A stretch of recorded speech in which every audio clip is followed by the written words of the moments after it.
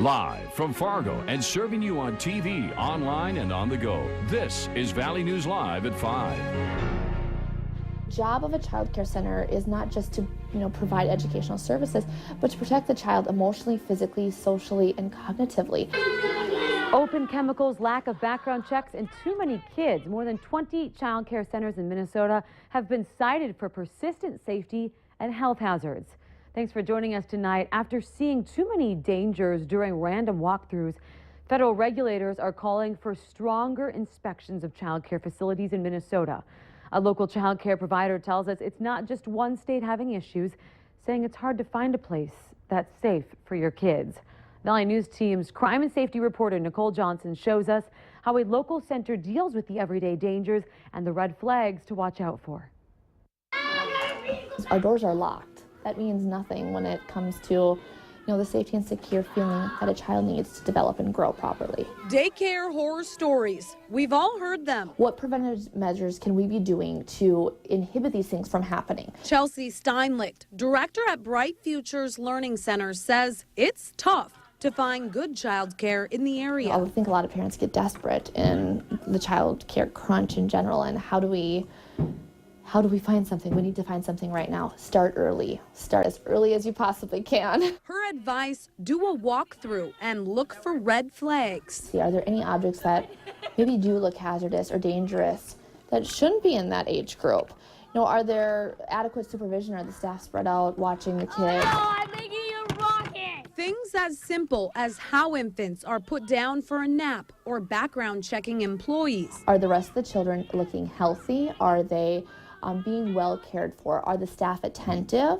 And I would ask the director, what are the qualifications of your teachers? Even more important is asking the question, how does your provider prepare, prevent, and train for situations that are bound to happen? We're not always aware of what our children are capable of. Here, they use security cameras. We use a lot of it for training our staff. Secure doors and only have one entrance.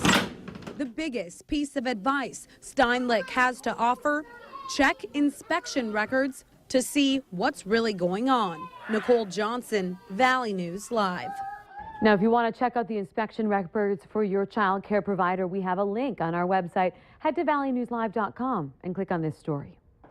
It is a 1 in 4 chance. That's what Moorhead fire officials report as the likelihood they won't be able to get across the tracks in town to respond to an emergency. This comes amid strong supports from top Moorhead city officials and other elected representatives today for Governor Mark Dayton's transportation proposal.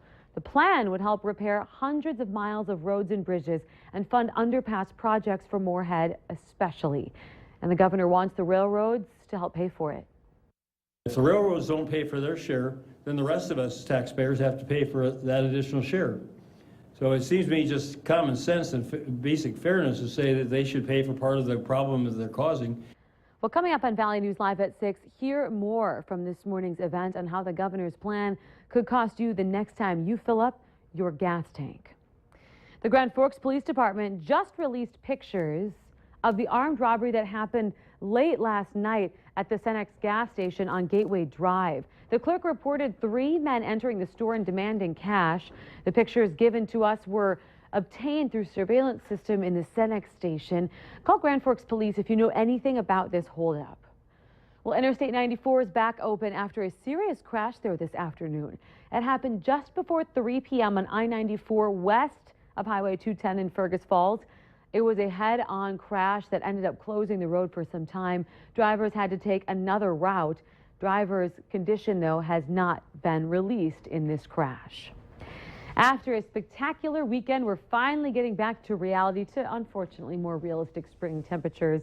Some of them in the 40s and the 30s there. Let's see how the rest of the night's going to play out. Lisa? Thanks, Stephanie. Our record-breaking highs are over. We are back down to earth. As you can see, temperatures are back in the upper 30s and low 40s. Our average in Fargo for this state is 35. So we are still above average, even though our temperatures are 20 to 30, maybe even close to 40 degrees below our highs yesterday. So much cooler. You can see where the warm air is. It's well south of us, 70 degrees in Yankton right now. The cold air has pushed in, and we're going to have a cool evening tonight. The good news is that rain and even some snow snow showers that we had today. It's moving on. It's moving on toward the Minneapolis area and parts of northern Wisconsin. We still have some wind to contend with tonight. Wind gusts out of the north into the low 30s. So a breezy night. If you're going to be going outdoors, you're going to want to put on a jacket or an extra layer or two, because temperatures will be dipping back into the 30s throughout the evening hours. And with that wind, it'll feel even cooler than that, especially compared to yesterday's 70s. We'll let you know how the rest of our work week looks coming up in just a few moments. It's kind of a shock to be back to reality, but at least we enjoyed it while it lasted. Exactly. All right, thanks, Lisa. It appears the crisis at the Tolna Dam is over, but it made for a restless weekend for some folks who live downstream. On Friday, authorities were concerned the entire dam was going to break. And as Valley News Team's Neil Carlson shows us now, this may only be a start of a larger statewide problem. Officials spotted the problem here at the Tolna Dam last week. Water had begun eroding through the top of the dam on this side, and it was breaking apart the concrete at the bottom of the dam. On Friday, authorities were pretty sure the entire dam was going to break, but they turned on an emergency outlet to relieve the pressure on it over the weekend. Officials say at this point they're fairly confident that dam back there will hold. They're even working on a plan to try and fix it without having to drain the lake behind it. It's really slowed down over the weekend, and getting to the point where we can get some people and figure out how to fix it. The Water Commission says they already had a map in place showing that if the dam broke, there wasn't enough water to cause significant flooding downstream. However, that wasn't a real comfort to Doug Messner, who was out tending his cattle today. Messner says he spent a bit of a restless weekend. His farm is on the Cheyenne River downstream from the dam, and he wasn't sure how much water he could wind up facing. Well, spent all day moving bales and stuff, getting them out of low ground, and then moved all the equipment and everything up out of the river valley. Were you worried about your place flooding out if that dam let loose? Well, we were pretty concerned where the water would get to if it got to the buildings or something, you know. And while it appears the crisis is over here, there may still be some significant problems with hundreds of old dams across the state. From Tolna, North Dakota, Neil Carlson, Valley News Live. The State Water Commission says there are 3,100 dams across North Dakota. Officials say more and more of them will start needing significant repairs in the coming years. They plan a thorough inspection of the Tolna Dam later on this week. Authorities hit the jackpot after seizing thousands of dollars worth of drugs along with several weapons after a drug investigation in Detroit Lakes, Minnesota. During a raid over the weekend at a home there, police recovered almost 20 ounces of meth with a street value of $85,000. They also got 6 guns, ammunition, drug paraphernalia, and an assortment of coins. 3 people were arrested and are being held in the Becker County Jail awaiting formal charges there. The warm temperatures have brought motorcycles all over on the roads, and the area saw, unfortunately, its first death this year. The rider was 53-year-old, and he was a man riding on County Road 3 near Clear Lake, Minnesota. He ran off the road and hit a mailbox yesterday. Authorities say that he was not wearing a helmet, and the preliminary investigation shows speed does appear to be a factor. It's an issue that doesn't seem to go away at the Minnesota State Capitol. Should people be able to buy alcohol on Sundays in the state? Lawmakers who say yes made their point Sunday in dramatic fashion. Rallying outside the Capitol building was a group of liquor store owners, lawmakers, and beer enthusiasts. I am tired of sending our tax revenue and our commerce every Sunday to Wisconsin. It's wrong and it needs to change. Allowing liquor stores to sell on Sunday has been a perennial issue in the state legislature. Bills to repeal it have been introduced to both houses of the legislature again yet this year. For the second year in a row, the NDSU men's basketball team is heading west for the NCAA basketball tournament.